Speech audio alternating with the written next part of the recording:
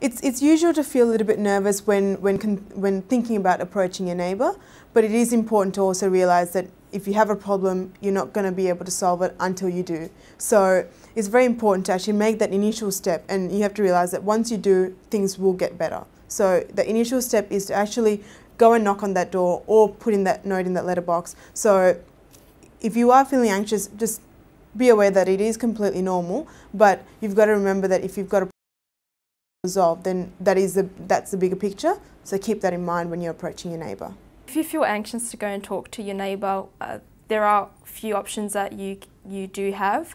Whether bringing a family friend or a friend to your neighbour's property to discuss the matter, if that does make you feel a bit more comfortable, that is always an option. Or if that's not an option, to put something in writing and let them know if that does make you feel a bit more comfortable. If you feel uncomfortable with your neighbour, then you might choose to have a conversation with them with someone else present, someone that they also feel comfortable with.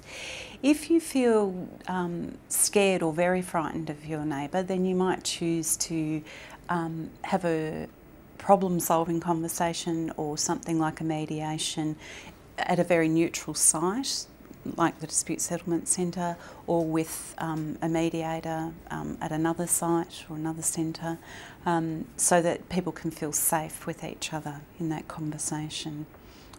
If you feel very frightened of somebody, then you oughtn't to attempt to have a conversation with them without a third person.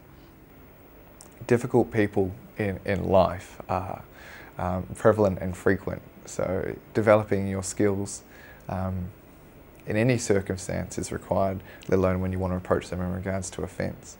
In these sort of matters, it's very important to be clear in what it is that you want the other party to do or to come to the party with. They might be difficult for a number of reasons. It might be a language barrier, it might be something they perceive that you have done or that they've had problems with the other neighbour. So you just want to get everything out in the open and try and work through those issues as best you can.